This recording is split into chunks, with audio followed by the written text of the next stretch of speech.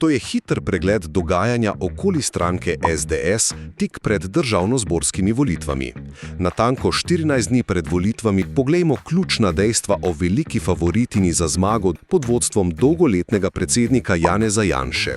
Prvič, poglejmo njihov neverjeten zagon. Leta 2022 so namreč s 23% glasov pristali v opoziciji, skupaj z NSI. A sledil je preobrat. Prepričljiva zmaga na evropskih volitvah leta 2024, lani pa so na referendumih dobesedno zrušili zakona o pokojninah, kulturnikom in o pomoči pri končanju življenja.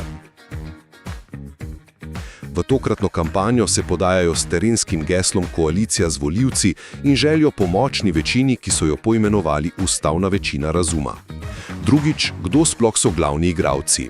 Kljub odmevnemu odhodu Logarja, Eve Irgl in Kalofa konec leta 2024, stranka beleži ogromen priliv novih članov.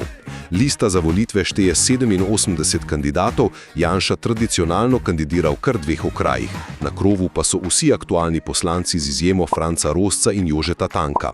Zanimivo je, da imajo že kar pripravljene kandidate za ministre, polne znanih imen kot so Zdravko Počivalšek, Aleš Hojs in Vasko Simoniti. Njihov program, poimenovan Za Slovenijo, obljublja zelo konkretne reze in ostre družbene spremembe. Načrtujejo krčenje vlade na samo 15 ministrstev, nižje davke in ukinitev tako imenovanih nepotrebnih služb.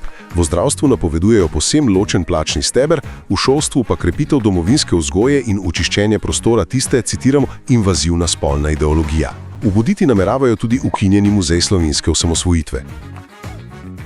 Nazadnje, tu je še tista zloglasna koalicijska matematika. Ankete in ves čas kažejo stabilnih 30% podpore. Ampak kje je glavni problem? S kom sploh sestaviti vlado? Večina strank sodelovanja z Janšo namreč absolutno zavrača. Zanašajo se lahko predvsem na tiste desne zaveznike, kot so NSI, SLS, Fokus in morda SNS, Zmage Jelinčiča. Omeniti moramo tudi napetosti s stranko nekdanjega člana Logarja. Ampak Janševo stališče je tu čisto jasno. Šibkih koalicij ne bodo sklepali in so, če bo seveda treba, raje v opoziciji še kakšno leto. Logar trdi, da Janši ne bodo skočili v objem, SDS pa volivce svarde, da je glas za Logarja dejansko glas za Roberta Goloba.